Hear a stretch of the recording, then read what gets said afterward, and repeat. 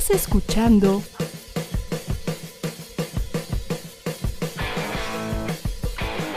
ADR Networks. Seguimos activando tus sentidos.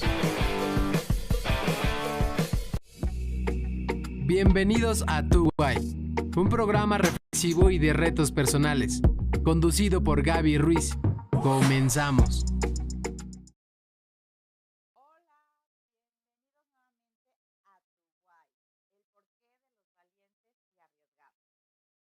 Bueno, pues como cada semana, a los martes a las 6 de la tarde, voy a comenzar con una pequeña reflexión y casi siempre tiene que ver con el invitado que tengo el placer enorme de tener cada semana. Hoy en especial porque es una persona a quien escucho mucho, a quien he aprendido demasiado y bueno, que aparte estimo bien.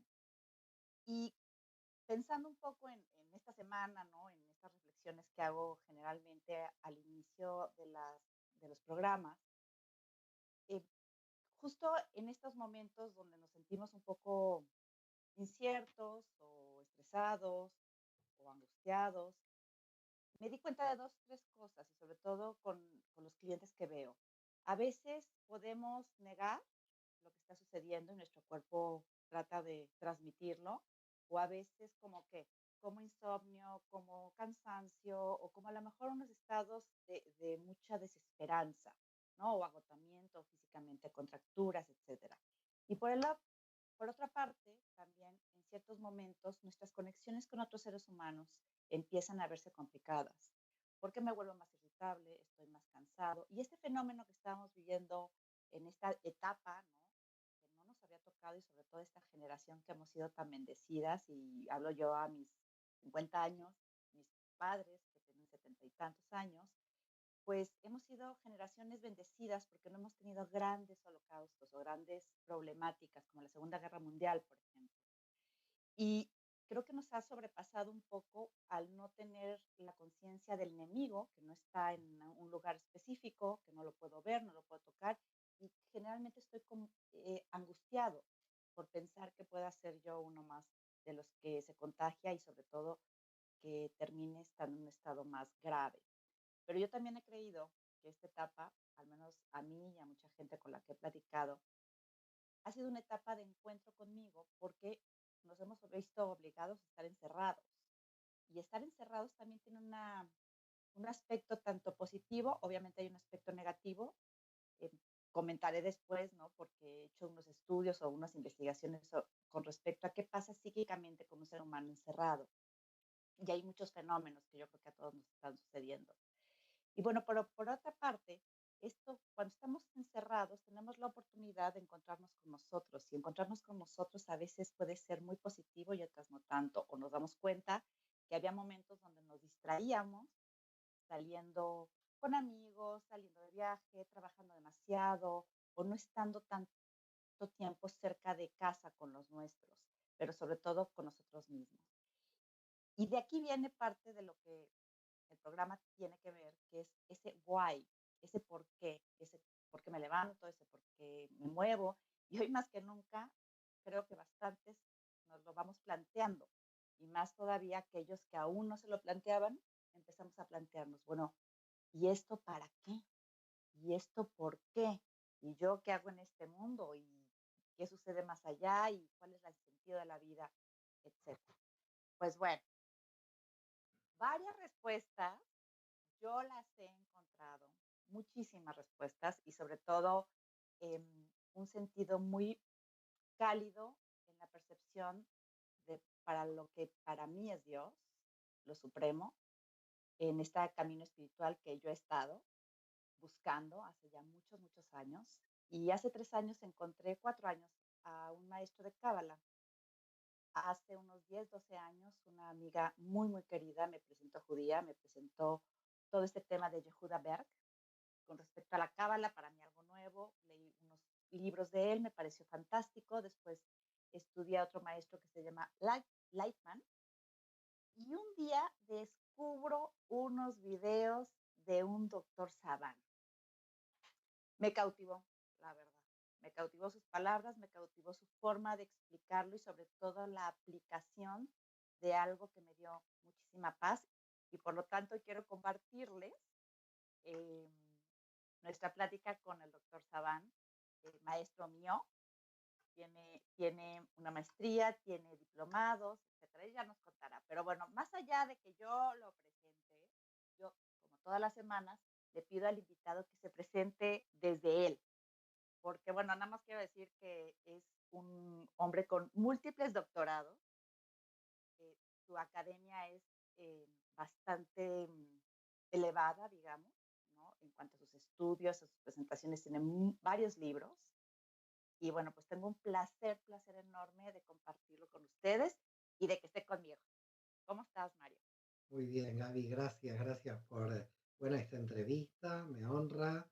Estoy, bueno, imagínate, muy emocionado que después de tantos años que tú estás estudiando, que nos conocemos, haya llegado yo aquí a este momento, ¿no? Este momento de entrevista en la tradición Wow. judía, decimos Sheheyanu, que quiere decir que tenemos que agradecer a Dios el haber llegado a este momento. Así que yo lo agradezco, te agradezco la invitación. También. No, pues muchas gracias. A ver, Mario, pues ahora me encantaría que te presentaras en lo que estás haciendo actualmente y poco a poco vamos a ir platicando de tu historia, que está linda. Bueno, mira, presentarse uno es como muy difícil. A mí me cuesta horrores presentarme porque mis títulos es como que tienen que ver conmigo, pero no tienen que ver. Quizás probablemente sería el buscador de los secretos. Es lo que más me define. Siempre estoy tratando Buenísimo. de buscar lo que está oculto, lo que está secreto, y así empezó quizás también un poco mi vida, ¿no? Desde muy joven siempre me interesó todo aquello que o no tenía explicación o que había que investigar dentro de la realidad. Yo no vengo del mundo espiritual, no vengo de la mística, vengo de la historia, del derecho, vengo probablemente de las humanidades, sí, pero no con este aspecto, ¿no? Que se fue desarrollando con los años. Entonces te diría que es un caso, bueno, calculo que todos somos casos curiosos, los seres humanos, y uno se cree el caso curioso, ¿no? Pero bueno, yo soy un caso curioso como todos los seres humanos que transitamos por la Tierra y que tratamos de intentar preguntarnos qué hacemos aquí, ¿no? Como decía, los grandes filósofos alemanes decían que estamos arrojados al mundo. Y la verdad, arrojados al mundo, ¿para qué? Y con lo cual yo dije, bueno, yo por lo menos antes de que me saquen de este mundo, me voy a hacer algunas preguntas interesantes para que cuando me vaya de este mundo, por lo menos queden las preguntas, ¿no? No las respuestas. Está buenísimo. Entonces, ¿quién soy yo, Mario Sabán? Quizás una pregunta. Ok.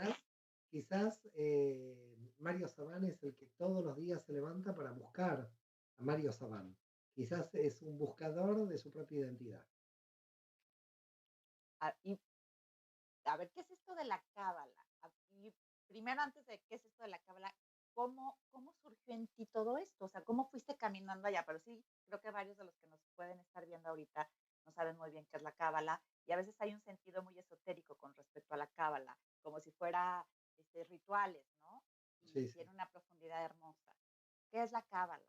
Bueno, mira, la Cábala es una cosmovisión, una sabiduría casi de 2200, 2300 años que los grandes sabios del pueblo de Israel fueron acumulando y acumulando a través de los siglos de una manera secreta, no secreta porque había que mantener nada en secreto, sino secreta porque en realidad eran tal el alto nivel de conocimientos que ellos tenían que era muy difícil difundirlos a la Sí, mayoría de la gente. En consecuencia, lo que ellos trataban de hacer era encontrar discípulos con características muy elevadas de conciencia, de inteligencia, de experiencia, a los que pudieron ellos revelarles una cantidad de conocimiento, de información que tiene que ver con la estructura del universo y la estructura del alma. Por lo tanto, yo te diría que la Cábala es un conocimiento acumulado 2200, 2300 años, del cual nosotros aún todavía sabemos poco. Es decir, todo lo que sabemos de la Cábala es lo que estamos recién leyendo de libros que se están publicando y que hace muy poco tiempo todavía estaban en manuscritos. Es decir, la gran mayoría de los textos que hoy en hebreo son textos cabalísticos eran manuscritos, con lo cual prácticamente no los conocía nadie, ni las propias comunidades judías tenían acceso a este conocimiento porque eran sabios muy especiales del pueblo de Israel que mantenían este conocimiento, con lo cual hasta la propia comunidad judía ni se enteraba de lo que estaba pasando, porque Sí. la comunidad judía seguía en el ritual, pero no en los grandes temas de profundidad. Con lo Ujú. cual, estos hombres, estos sabios, fueron generación tras generación acumulando, transmitiendo, indagando, analizando temas de astronomía, astrología, filosofía, medicina, geometría. Estamos hablando de una sabiduría global, no estamos hablando de una Sí. disciplina. Es decir, estamos hablando de una sabiduría ancestral que lo abarcaba todo en el conocimiento de la realidad, relacionado con las enfermedades, con la biología, con la alimentación. Entonces, claro, para un hombre moderno como somos nosotros, nos cuesta acercarnos a una visión tan global, porque nosotros somos los grandes especialistas de nuestras especialidades. Entonces, hemos trabajado Sí, hace 200 años en especializarnos, porque así decía el liberalismo de Adam Smith, ¿no? Que todos nos teníamos que especializar para que el trabajo yo se abogo por eso. multiplique, ¿no? Y entonces, claro, y entonces, ¿a dónde llegué yo con la Kabbalah? Bueno, llegué a la posibilidad de no especializarme en nada, lo cual para mí era fantástico, porque siempre Perfecto. toda mi vida yo quise estudiar, pero no especializarme en nada. Mis padres muy preocupados porque pensaron en qué se va a dedicar este niño, en qué va a trabajar, porque como solo le gusta estudiar, no sabemos en qué va a trabajar. Yo la verdad que tampoco nunca me preocupé, sino que siempre estudié y el estudio me fue llevando a diferentes etapas dentro de la investigación. Y ahí va, fíjate, ahí va a ir mi primera pregunta. ¿Cómo descubriste esa pasión? Y me gusta algo con el hilo que quiero ir tomando, sobre todo en tu caso, y es porque eres un estudioso. Y hay muchísima gente que a lo mejor nos puede estar escuchando, que son esos estudiosos y que los papás también estaban como los tuyos. Y ese chamaco a qué se va a dedicar y de dónde va a salir. ¿Y cómo lo encontraste? Porque después, bueno, eres un hombre que sé que no te encanta hablar de títulos y de éxitos, pero eres un hombre que ha logrado no nada más la difusión, sino un éxito dentro de lo que haces. Em, la pregunta sería, ¿cómo encontraste tu why, tu pasión? ¿Cómo encontraste ese momento donde dijiste, esto es lo que yo quiero? Mira, yo creo que el primer éxito realmente es ser feliz. Este para mí es el punto uno. Parece de los libros de autoayuda esta idea, pero esta idea yo la viví en la parte práctica, lo viví desde el punto de vista práctico. ¿Qué quiere decir? Yo me Yo entregué también. con pasión absoluta a lo que yo quería. Lo que pasa que la profundidad con que fue adquiriendo el nivel de conocimientos, porque en verdad lo que sucede, quizás esto es un mensaje más hacia los jóvenes que hacia las personas que ya tenemos cierta edad, y es que el joven, y todos pasamos por ahí, divide mucho la teoría que puede estudiar en la universidad con respecto a la práctica de la vida real. Tenemos, a mi modo de ver, un gran problema, no un problema derivado de la universidad, sino derivado probablemente de nuestros estudios occidentales, de que somos muy teóricos con respecto al Sí, estudio y que a sí. veces nos desgajamos del mundo real. Y Ujú. lo que fui sintiendo a lo largo de los años es que la teoría tiene que llegar a la praxis, tiene que unirse con el mundo real, tiene que ser experiencia. Y creo que todo lo que fui encontrando era como que la realidad era tan secreta, y los físicos cuánticos en esto lo saben claramente, la realidad es tan secreta, tan enigmática, que al final la realidad que surge, que está en nuestros ojos, es justamente una realidad que se esconde por nuestras limitaciones. Por lo tanto, lo Ok. que yo encontré, mi camino para encontrar la pasión, te vuelvo a reiterar, se reduce a una palabra, el secreto. Es decir, yo siempre entendí de que me rodeaba el secreto. Yo es como que vivo en un mundo misterioso donde todo lo tengo que estudiar, donde todo lo tengo que experimentar, donde todo lo tengo que revelar y por lo tanto, todas las mañanas cuando me levanto digo, uy Dios, qué mundo más misterioso este, Wow. por qué existe la luz? ¿Por qué existe una pared? Que todo el mundo dice, bueno, la pared está ahí, yo no tengo que pensar por qué está la pared.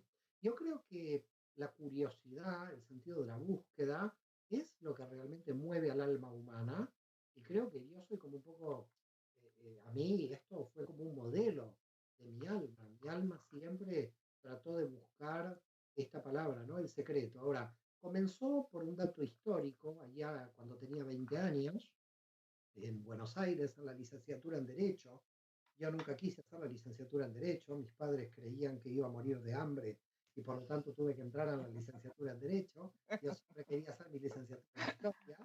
Y cuando Ok. terminé mi licenciatura en Derecho, le dije a mi madre, voy a hacer Historia porque es lo que me gusta. Eh, Era una cosa curiosa porque yo había terminado de escribir 3 libros antes de terminar de ser licenciado en Derecho. Y cada Wow. vez que salía uno de mis libros, iba a mi madre y le decía, mamá, mira, ha salido un libro mío, no me importa, quiero el diploma, quiero el título. Decía mi padre, tantos libros no me importan, decía ella. Y ahora que quiero es el título.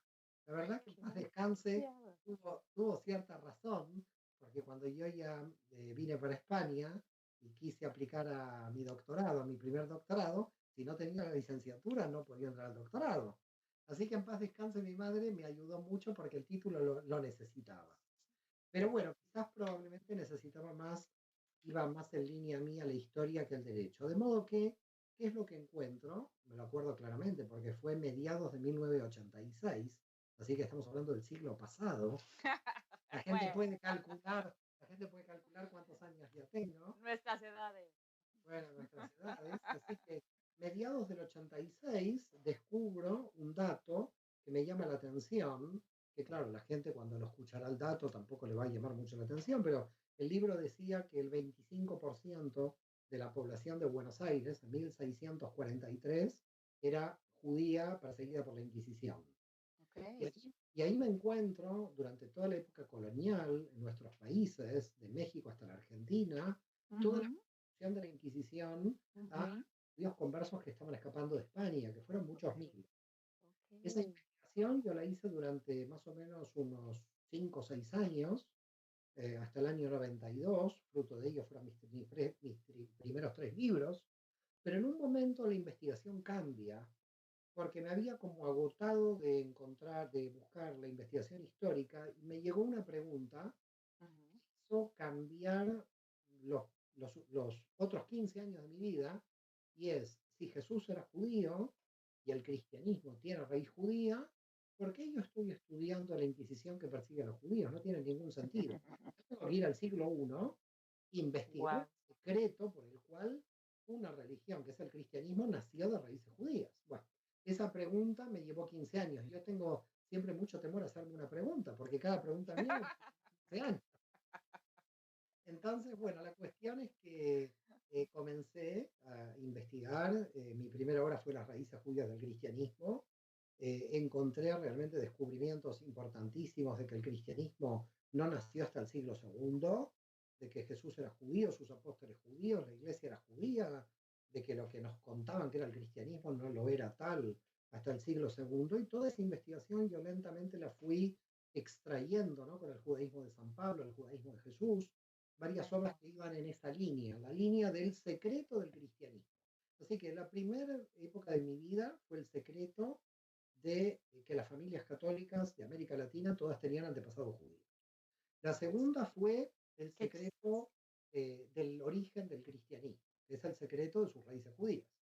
Pero cuando llegué maravilloso. a Jesús, con el tema de Jesús, y yo ya estaba dando clases de Cábala, impartiendo algunas clases de Cábala, porque lo que quería era el secreto del judaísmo. Porque si el Pe- secreto del cristianismo, y el y- secreto del cristianismo era ok. el judaísmo, yo lo que estaba Ujú. buscando ahora era cuál es el secreto que tiene el Secreto judaísmo. del. Y ya si encontraste la cábala. Y ahí encontré la Oh, cábala. Y cuando oh, ok. encontré la cábala, dije, Wow. esto no solamente es el secreto del judaísmo, este es el Es secreto todo. del universo. Esto es el Sí. secreto del universo, no del judaísmo. El judaísmo lo tenía en secreto, pero los sabios de Israel escondían el secreto del universo y del alma humana. Por lo tanto, cuando entré en la cábala me di cuenta de que yo ya no iba a poder salir de la cábala, porque la cábala lo abarcaba todo. Es decir, la cábala abarcaba los secretos de todas las disciplinas, entendido como el secreto del universo. Por lo tanto, el que entra en la cábala hay que advertirle que no se puede ir más. No, no, lo digo, es abierto, No, ¿eh? no. Y nunca sabes nada. O sea, no sabes, no sabes, no sabes. Pero sientes Terrible. que sabes. Es curioso porque Sí, sabes más cosas, pero sientes que sabes menos. así es. Perdón. Ok. Y bueno, nos estabas contando que tus papás o tu mamá en sí, como necesitabas la licenciatura y luego el doctorado. Y luego fuiste haciendo esto. ¿No hubo algún momento, Mario, a ver, porque, digo, a lo mejor no tengo mucha idea de la parte académica, pero que tú estudiaras tanto la cábala y que hubiera cierto detractor ante las posturas que tú planteabas, o sea, que no todos estuvieran de acuerdo, alguien que te dijera: "No, eso no". Y eso es ahorita, por ejemplo, pienso en la gente, ¿no? Cuando tenemos un deseo. Yo yo quería ser terapeuta, yo quería ser psicóloga, y en mi casa era así como que: "No". Y mi papá también me dijo: "Te vas a morir de hambre". Bendito Dios, todavía sigo viva, este, pero como que hay como comentarios externos muchas veces que eso puede hacernos, caer o no. ¿No hubo en algún punto? Mira, yo siempre tuve un carácter bastante peculiar en que el no me desafiaba al sí. No sé si esto me vendrá por la raíz del alma o soy acuariano, indomable, y a un Okey. acuariano si le dices que no es muy peligroso. Pero yo, a mí, bueno, detractores en la vida uno tiene muchos. Uno de los, por ejemplo, te puedo contar un problema que realmente fue un problema, no considero grave. He tenido en la vida otros problemas quizás más graves, pero que podían cortar la carrera y yo estaba decidido a continuar, fue cuando en mi primera tesis doctoral en la Universidad Ramón Llull llegó, después de la aprobación de mi tutor de tesis, llegó la tesis al departamento y en el departamento de la Ramón Llull, en la universidad, en la Facultad de Filosofía y Teología, sobre en filosofía era, me dijeron que tenía problemas la tesis doctoral, a pesar de que yo creo que probablemente había un problema de ellos de antisemitismo, no un problema Okey, de la tesis doctoral, pero me habían frenado la posibilidad con el tribunal que ya estaba no designado por la universidad, pero ya teníamos una idea con el tutor de tesis. Y en ese momento, claro, había un problema porque ¿a dónde iba yo con la tesis después de 2 años? Uno de los miembros del tribunal dijo que yo podía cambiar la tesis a la Universidad Complutense de Madrid, ujú, yo ujú, la cambié. Todo el tema me llevó 1 año de retraso para defender okey, la tesis, porque si yo insistía a defender la Ramón Llull, tenía que hacer unos cambios dentro de la tesis que no tenían que ver con el objeto de la tesis, porque el objeto de la ujú, tesis era la guía de los perplejos de Maimónides, la okey, que obra, vamos bonito. Ujú, ¿sí? Pero ellos entendían que faltaba dentro del corpus de la tesis la recepción de Aristóteles dentro de Maimónides, pero yo no era el objeto de la investigación, lo cual yo creo que era más una excusa. Eso fue un momento complicado en mi vida académica porque era la primera tesis. Yo pensé en ese momento que iba a ser la única. Después vinieron ujú, por una serie de razones las demás, pero en ese momento también mi madre estaba en la fase terminal del cáncer, pensé que ella no iba a poder ver la defensa de mi tesis doctoral, eso por un punto me angustiaba, al mismo tiempo había nacido mi segundo hijo, era todo un momento. Y uno de los miembros del tribunal, lo recuerdo, me dijo claramente, pasemos la tesis a la Universidad Complutense de Madrid, y inmediatamente la presenté, inmediatamente el departamento lo aprobó, había aprobado la tesis. Así que es posible que haya habido, nunca aprobado, un conato de antisemitismo para frenarla, por supuesto totalmente disfrazado de un ropaje académico, de una crítica académica, pero lo cierto es que yo durante 3 meses además, y tengo todavía el bibliorato, ahí tengo la carpeta, estuve buscando de todas las críticas que me hicieron a la presentación de la tesis para frenármela en el departamento, busqué tesis anteriores que estaban archivadas en la biblioteca del Seminario Teológico de Barcelona, ahí en la calle Diputación, y encontré que esas críticas no habían sido planteadas en otras tesis anteriores, que las okey, críticas que me estaban haciendo a mi tesis no estaban. En definitiva, creo que era el primer judío de la historia que en filosofía iba a defender la tesis y hubo una serie ahí de mm, satanes que ponían problemas. Y creo que lo bueno es que la defendí feliz en la Universidad Complutense de Madrid, pero que yo siempre a lo largo de mi vida lo que tuve es una posibilidad de continuar, de que nunca consideré un fracaso como tal, y lo curioso es que tampoco consideré un éxito como tal. Es decir, yo no me creo ni mis fracasos ni mis éxitos. Es decir, cuando sucede que sale un libro o defiendo una tesis, no lo termino lo termino viendo como parte de mi proceso de crecimiento. Es como parte de mi proceso de crecimiento. Y cuando se produce un fracaso, también aprendo de ese fracaso como parte de mi proceso de crecimiento. Entonces, no, la binomio fracaso-éxito en mí deja de funcionar. No, no, no. Por supuesto que cuando tenés un fracaso te duele, te molesta, es claro, y cuando tenés un éxito estás un poquito más feliz, pero en definitiva relativizo el fracaso y relativizo el éxito. Es decir, Ok, para mí el mérito de levantarme luego de un fracaso es un éxito mayor que el éxito. ok. Mario, de aquí se me ocurre otra pregunta que te voy a decir porque me encantó lo que acabas de decir. Ahora, eso tiene una joya guardada para todos nosotros escucharte. Vamos a un corte y regresamos.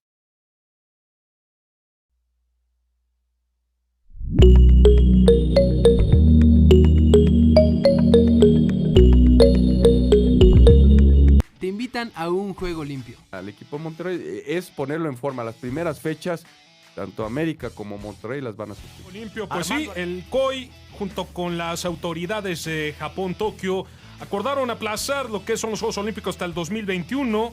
Esto por el tema del COVID-19. Basándose en este documento que emite la FIFA, por eso yo he comentado que esta telenovela aún no termina, no así hayan votado a favor, me parece que hay un... Analizando día a día todo lo relacionado con el mundo del deporte. En muchas ocasiones a Gianluigi Buffon, yo recuerdo en aquella final 2015 de la Juventus contra el Barcelona, se le niega a Gianluigi Buffon, luego dos veces contra el Real Madrid, se le vuelve a negar el trofeo. Doy nombre, no y apellido. Yo creo que es una injusticia deportiva. De lunes a viernes a las 2 de la tarde, aquí por ADR Networks, activando tus sentidos. Conexión Pop es un programa de cultura que informa y critica el mundo del entretenimiento, conducido por Edgar Salas y Manuel Cebreros, todos los martes a las 6 de la tarde, compartiendo cápsulas, reportajes y entrevistas. Sebastián Urdiales. Muy buenas tardes, Sebas. ¿Cómo estás? Hola, ¿cómo están? Muy bien, ¿y ustedes? Le encanta que es componer, que es escribir. ¿Cómo estás, Lua? Buenas tardes. Pues bienvenida, Clarisa Maleiros. Además de especialistas que forman parte del mundo del cine, televisión, teatro, música y más. Pues bienvenidos, Luis y Carlos y Luis de Luca. ¿Cómo están, chavos? Una actriz muy joven, una chiquilla. Su nombre es Regina Pavón. Buenas tardes. Directora de el Festival de Horror Macabro. Buenas tardes, Etna. ¿Cómo estás? Fierro por la costera. Entonces, no les entiendo nada. No dejen de seguirnos, les tenemos algo muy interesante. Por ADR Networks, activando tus sentidos. El Dr. Raúl Ocadiz es un profesional en salud y bienestar animal. Toda la historia.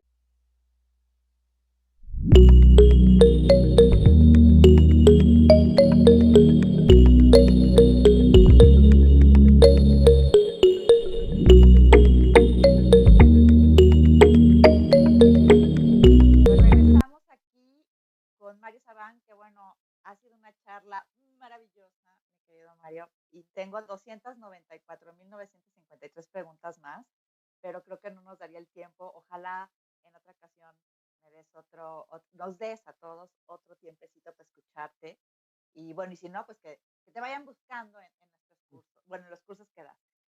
A ver, Mario, nos estás platicando esto de las caídas, y de hecho, ahorita me comentaste sobre que el justo cae 7 veces y se levanta.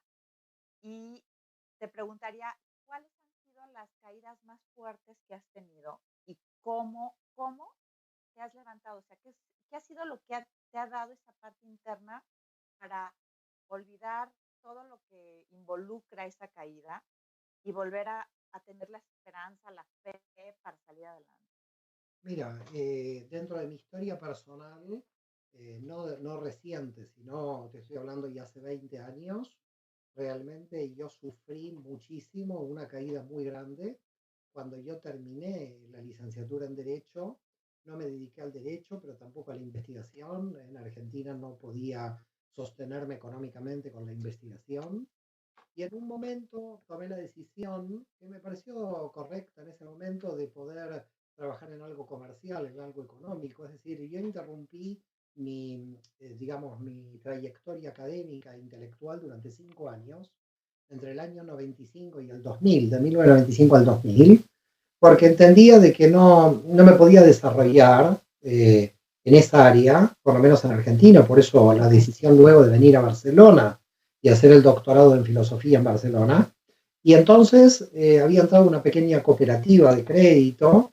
Esa cooperativa de alguna manera apoyaba a las pequeñas empresas. Yo estaba trabajando ahí, y lo muy fuerte que me sucedió fue que en el año 98, 99, que empezó la gran crisis de Argentina, que terminó en el año 2000, que marcó una gran migración, fue algo terrible porque yo veía a todos los empresarios que estaban pidiendo créditos, que se caían sus empresas a no pedir créditos, pero yo lo viví de primera mano. De hecho, inclusive algunos amigos habían invertido en esta cooperativa, se estaban perdiendo los ahorros de amigos. Bueno, en definitiva, un drama terrible. Y yo en ese drama terrible veía cómo yo me hundía, cómo se hundía todo alrededor mío, cómo se perdían los ahorros, cómo la gente se quedaba sin trabajo. Y en un momento la cooperativa, bueno, se vino abajo literalmente. Todo se vino abajo. Bueno, muchos amigos y yo perdimos prácticamente todo lo que teníamos. Yo a España llegué sin nada, literalmente hablando en términos económicos. Pero yo recuerdo en un momento de la crisis del 2000 que dije, bueno, ¿qué es lo que queda? Porque desde el punto de vista material, lo que me rodeaba y a mí prácticamente estábamos en nada, no quedaba nada. A eso se le agrega la separación de mi primer matrimonio a raíz también de la caída económica. Con lo cual tuve separación del primer matrimonio, más caída económica, más amigos que perdieron sus ahorros. Una situación pero realmente muy fuerte. Y el aprendizaje que yo tuve en esas fechas, te diría entre el 2000 y 2001, antes de venir a Barcelona, que yo llegué en el 2002, me modificaron terriblemente desde la experiencia, porque era como ir hundiéndose, todo se te veía hundir, ¿no? Y entonces yo, cuando alguien me explica que pierde un negocio o que pierde su pareja, yo no me tiene que explicar nada, porque yo lo viví, digamos, en carne.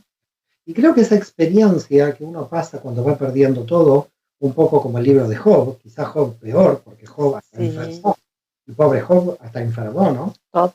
Y perdió a los hijos, con lo cual terrible, no querríamos estar en el lugar de Job. Pero en la vida de una persona, en la vida de muchos de los que nos están escuchando, muchos han tenido este tipo de caídas y todo, pero en la vida hay como dos opciones: o te levantas y aprendes, o te hundes. Y la verdad que yo me levanté, volví a tener pareja, me reconstruí, cambié de país, empecé de cero absolutamente en una ciudad donde no me conocía absolutamente nadie en Barcelona, porque yo ya tenía un gran conocimiento en Argentina a nivel social, porque había nacido en Buenos Aires, y empezar, yo te digo, no desde cero, desde -10, al punto que me acuerdo que cuando nació mi primer hijo Max, yo tenía 7 euros en el bolsillo, estaba en el zoológico de Barcelona, y él me había pedido algo, y yo tenía que decidir o comer, o comíamos, o le compraba la tacita que mi hijo quería.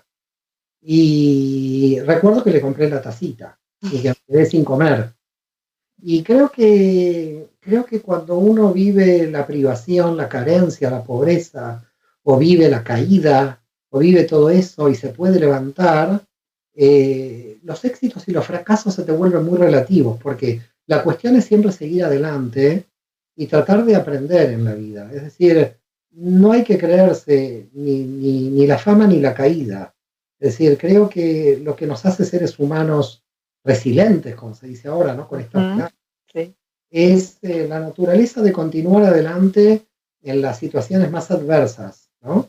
Y esto no lo tengo que decir yo, porque al final no comer por comprar una taza en un zoológico es nada frente a gente que pasó el Holocausto, o frente a un Víctor Frankl que tuvo que sobrevivir en un campo de exterminio, ¿no? Es decir, que lo que yo cuento es prácticamente nada, esto no es ningún ejemplo de sacrificio.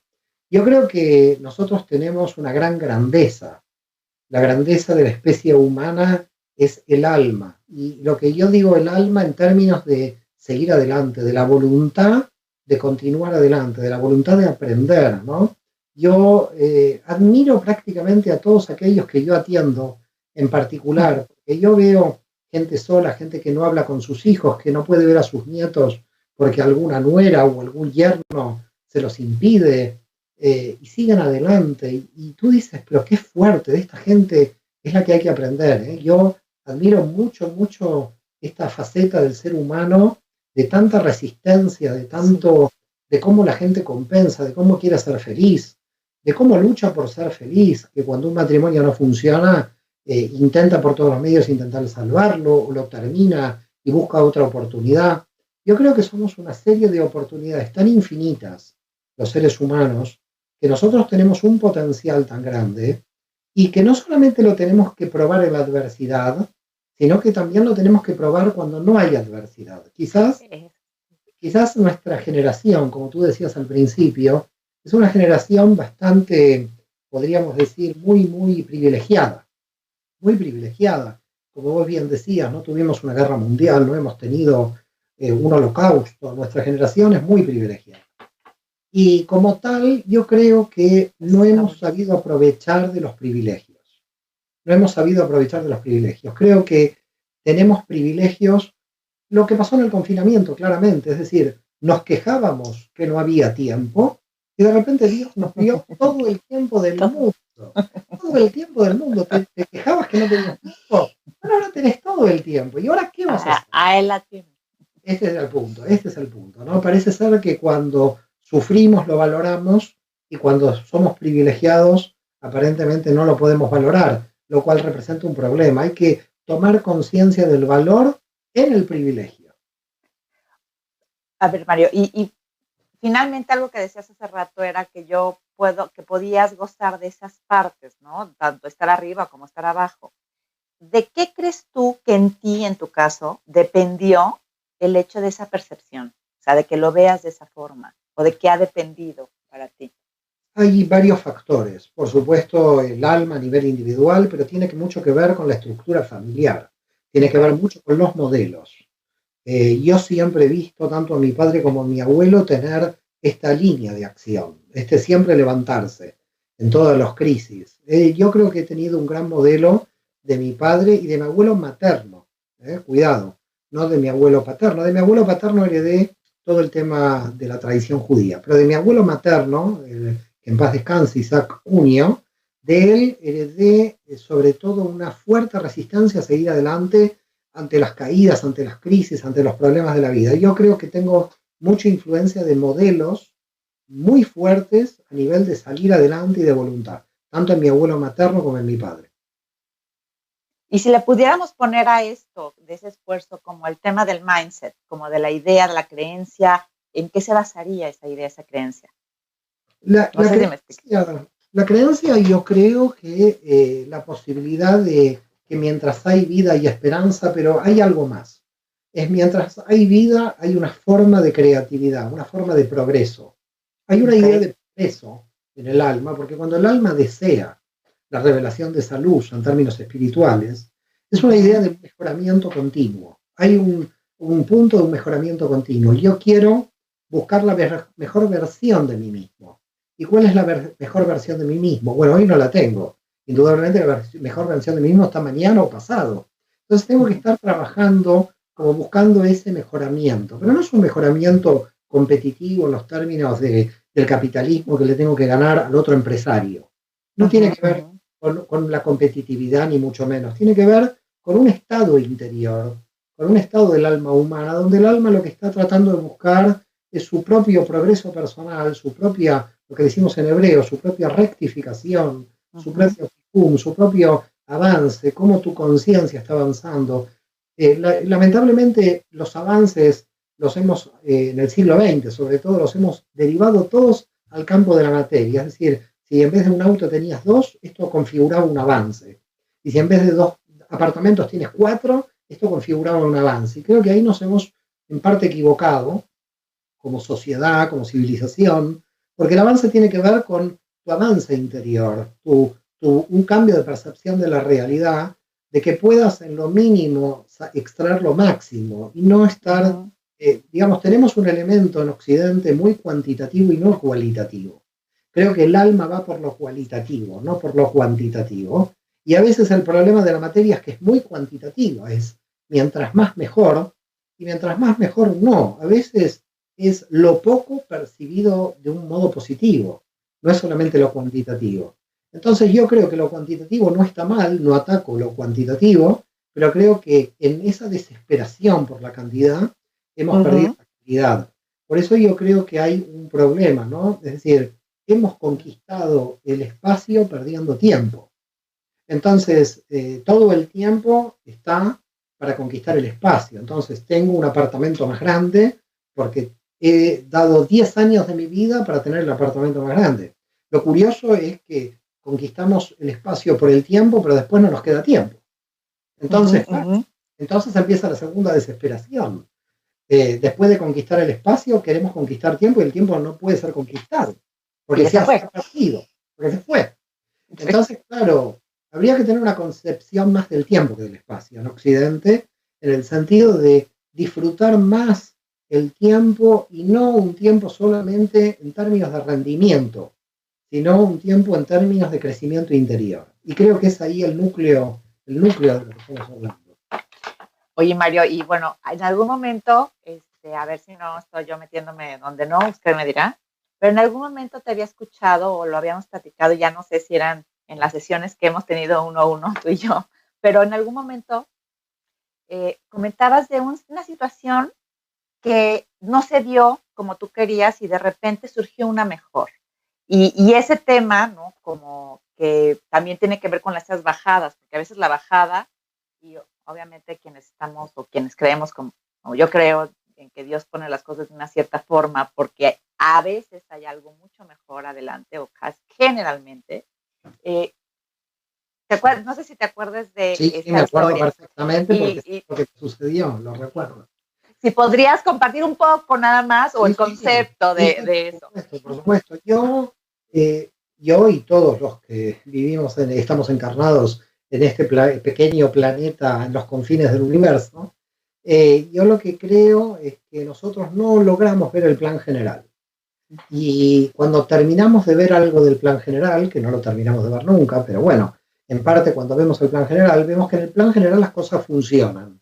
Lo que pasa es que en el corto plazo, o en el plan pequeño que podemos llegar a ver con nuestra mente, es donde creemos que las cosas no funcionan y donde nos caemos, que fue la pérdida de un empleo que yo tuve en Barcelona. Recuerdo claramente que yo me preguntaba, era uno de mis primeros empleos en Barcelona, y decía, bueno, ahora, ¿cómo voy a mantener a mi familia? Porque era el único empleo que tenía en su momento.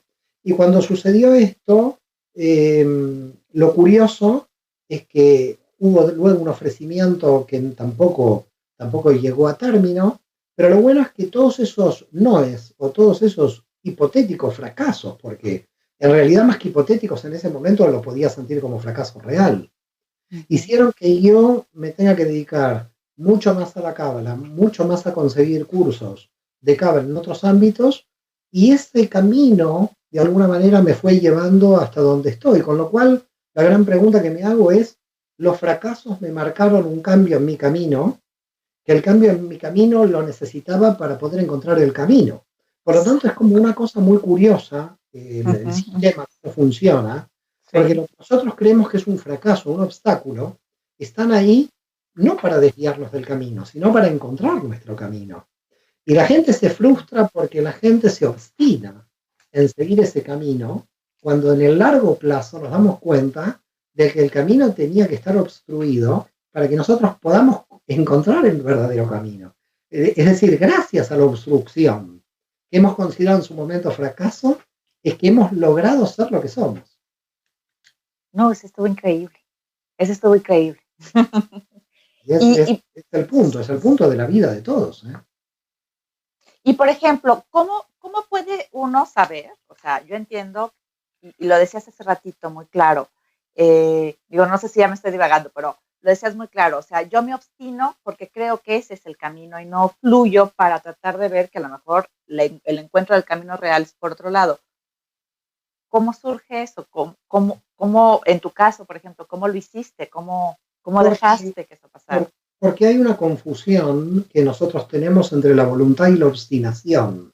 En general la gente cree que la obstinación es la voluntad y hay que dividirlas, porque la obstinación es golpear la misma puerta y la voluntad es la flexibilidad, es decir, el árbol tiene voluntad de vivir y no se rompe porque se dobla. Es decir, la flexibilidad del árbol la ayuda a la voluntad de la vida, ¿no? A la voluntad de que el árbol pueda sobrevivir. En cambio, cuando confundimos voluntad y obstinación, queremos hacer de un árbol muy duro, con lo cual un viento fuerte lo va a cortar, y ahí creo que está la confusión. Creo que la flexibilidad existen muchas puertas que podemos abrir, y la cuestión es tener flexibilidad para poder ir abriendo. La voluntad es intentar abrir todas las puertas posibles. Esa es la voluntad. La flexibilidad es cambiarlas, pero la obstinación es quedarse solo en un camino, solo en una puerta, y de repente cuando no es el camino que tienes que tomar, hay muchísima cantidad de gente que está 10, 20, 15 años, a veces toda la vida, tratando de abrir esa puerta, cuando en realidad lo que hay en la vida son caminos subterráneos, paralelos, laterales, por arriba, por abajo, que son caminos ocultos, que son caminos que están en el invisible, pero que el obstinado no los puede ver. Por lo tanto, la cuestión es consejo, no sé, porque a mí no me gustan los consejos, pero en realidad creo que la obstinación es muy negativa, hay que dejarla de lado, hay que dejar de confundirla con la voluntad, y se puede tener una voluntad de acero con la máxima flexibilidad. Eso me gustó también, me gustó bastante la frase. Y por ejemplo, ¿cómo se puede dar uno cuenta que está obstinado versus... No, digo, y si te ha pasado alguna vez, que a veces lo que les pregunto son sus experiencias, que está uno terco en el camino. Pero... Mira, más allá del camino laboral o del camino profesional o el camino espiritual que alguien pueda tener, esto es muy, muy habitual en la cuestión de las parejas, ¿no? Es decir, cuando uno le dice al otro, yo lo voy a cambiar, es una cosa pero increíble cuando se ponen en plan mesías algunos. A veces hay que aceptar, no cambiar, y si no lo aceptas te tienes que separar, porque no se puede hacer una evangelización del cambio de los demás, y a veces nos obstinamos, porque la obstinación tiene que ver con el poder del control, porque vamos a controlar la situación. El obstinado quiere abrir la puerta porque está decidido a que tiene, todo obstinado tiene un rasgo de soberbia, porque el obstinado en realidad está convencido de que ese es el camino, por lo tanto es muy dogmático y por lo tanto tiene mucha soberbia. Por lo tanto, lo que hay que hacer es bajar la soberbia, anularla, entrar en la humildad de que el camino que estoy eligiendo no es el camino adecuado para mí, y no es el camino adecuado para mí quizás en ese momento. Pasan 10 años, esa puerta se abre sola. Lo que sucede muchas veces es que cuando esa puerta se abre, tú ya no la quieres pasar porque ya estás en otra etapa del camino. Entonces es curioso que pasan los años y después te vienen a ofrecer algo que hace 10 años para ti era como algo muy importante y de repente lo rechazas. Pero no es que lo rechazas porque lo quieras rechazar, sino porque ya te diste cuenta que no era parte de tu camino, que no puedes volver a abrir esa puerta en la que te habías obstinado, que esa puerta tenía para ti que estar eternamente cerrada. Mario, y si por ejemplo, estamos a unos minutos de terminar el programa, pero no me puedo ir sin pedirte que nos regales un poquito, a ver, acabas de decir consejos y por eso lo pensé, unos consejos para aquellos que están buscando ese why, esa pasión en la vida, pero sobre todo esa pasión, yo digo que es la pasión, el talento en función de un hacer hacia otros seres humanos, que es como un ecosistema finalmente. Entonces, ¿cómo desde tu punto de vista, desde tu experiencia y tu conocimiento que es amplio, ambos, qué consejos podrías darle a la gente que ahorita esté en esto, buscando su why o buscando su pasión o no siquiera sabe si la tiene? Mira, yo creo que más que buscar la pasión, hay que tener pasión por la búsqueda, no buscar la pasión. Creo que la fórmula es al revés. Si vas a buscar la pasión, puede ser que la pasión no aparezca. Pero si tú pones pasión por la búsqueda, la pasión va a aparecer. Porque el objetivo realmente no es final la misión, sino que en todo lo que hagas, sobre todo tienes que tener esa pasión por la búsqueda. Y cuando tienes pasión por la búsqueda, todo está ganado, porque siempre vas a encontrar en el camino algo, porque nada te va a impedir encontrarlo, porque el encuentro no es el resultado, el encuentro es el empuje de esa pasión. Por lo tanto, yo creo que es inversa la fórmula. Creo que la cuestión es la búsqueda en sí misma, ¿no? Es decir, nosotros somos seres de deseo constante, donde tenemos que desarrollar una búsqueda constante. Tenemos que, por supuesto, claro, la vida, la sociedad y nuestra propia organización mental nos obligan a enfocarnos sobre un punto de la realidad donde vibramos. Uh-huh. Hay gente que vibra en el yoga, hay gente que vibra en la cábala, hay gente que vibra en las empresas, hay gente que vibra haciendo negocios. Yo creo que cuando uno vibra se da cuenta en dónde vibra, pero para llegar a vibrar, donde uno tiene que vibrar, tiene que buscar. No hay otra fórmula que primero buscar con pasión dónde vibrar y luego con los años uno se da cuenta dónde vibra. Pero sobre todo primero tiene que estar la búsqueda o apasionada de esa vibración. Oye, Mario, y a ver, aquellos, por ejemplo, porque a mí me ha pasado y sobre todo en mi consulta, que a veces, ahorita dices tú, cuando ellos vibran, pero hay gente, o habemos gente, pues, que puede ser que no nos demos cuenta cuando estamos vibrando en un lugar, porque a lo mejor me dijeron que lo adecuado era A o B o C, y no sé cómo vibro. ¿Cómo les dirías tú cuál es ese sentido de esa vibración? Yo creo que en ese punto hay que hacer un trabajo muy fuerte para mirar cómo los condicionantes de la mente están operativos. En un momento el alma se encuentra muy condicionada por los elementos de la mente que muchas veces nos juegan en contra, no a favor. Creo que nosotros estamos dándole mucha fuerza a la mente con la cuestión de resultados, con la cuestión de las polaridades y búsqueda. Hay que tratar de ver cómo ponemos la mente a nuestro servicio. A veces mucha gente no se da cuenta que lo que la mente piensa la persona es. Lo que la mente piensa la persona no es, porque muchas veces la mente nos confunde. Entonces hay que irse de la mente, hacer un análisis de tu propia mente, para que todos los condicionantes que aparezcan ahí, todos los prejuicios que aparezcan ahí, hagan que el alma pueda salir. Entonces, en términos reales, la mente al servicio implica que hay que hacer un análisis profundo, un autoanálisis, si se quiere, de todos los condicionantes que te están impidiendo de alguna manera desarrollar tu energía. Es decir, desde el punto de vista de la cábala, la mente puede ser un canalizador de la energía o puede ser un bloqueo de las energías. Entonces, hay que tener mucho cuidado que cuando alguien no está encontrando su vibración, en términos generales está confiando mucho en una mente bloqueada. Se debería primero desbloquear la mente para realmente saber lo que el alma puede vibrar, porque la mente nos autoengaña con respecto a nuestras misiones y vibraciones, de tal modo que hay que tratar de hurgar fuera de todos los autoengaños de la mente. Es muy difícil, pero se puede. ¿Cómo? Nada más, es que nos quedan 2 minutitos, pero no me voy a ir sin esta. ¿Cómo sabes que tu alma está vibrando? Esa es una experiencia interior intransferible. Es decir, ¿cómo te puedo probar que mi corazón late, ¿no? Es decir, esa es una vibración muy alta, es una vibración muy alta. Lo que sí puede haber un estado, que yo lo llamaría un estado de paz interior frente a las situaciones exteriores. Es decir, cuando alguien está decidido con su voluntad y siente que está vibrando en el camino espiritual que ha seguido, sea espiritual, sea estrictamente en la materia, lo que sucede es que puede compatibilizar su paz interior con los movimientos y desequilibrios en el exterior. Si una persona, los movimientos del exterior lo desequilibran internamente, entonces no tiene la fuerza de la vibración, porque cuando uno vibra, mantiene su paz interior y mantiene su voluntad a pesar de todos los desequilibrios exteriores. Wow. Ok, Mario, pues ha sido un placer enorme, pero placer y honrada, de verdad. Mario, ¿dónde podríamos encontrarte? ¿Dónde pueden ellos encontrarte? ¿Dónde pueden buscarte? Ponen mi nombre por las redes y pueden encontrar.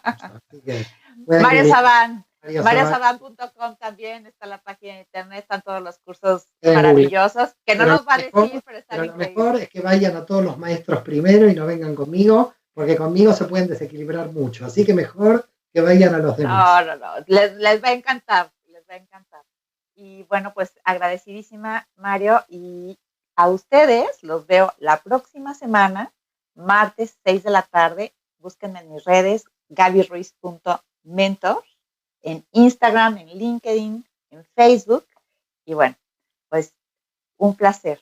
Gracias, Mario.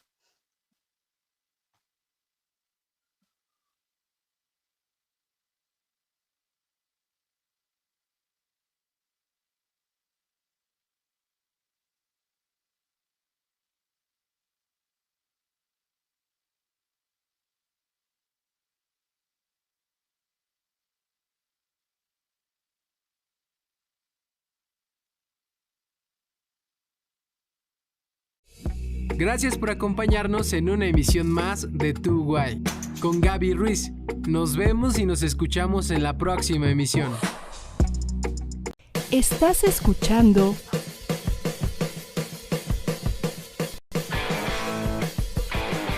ADR Networks. Seguimos activando tus sentidos.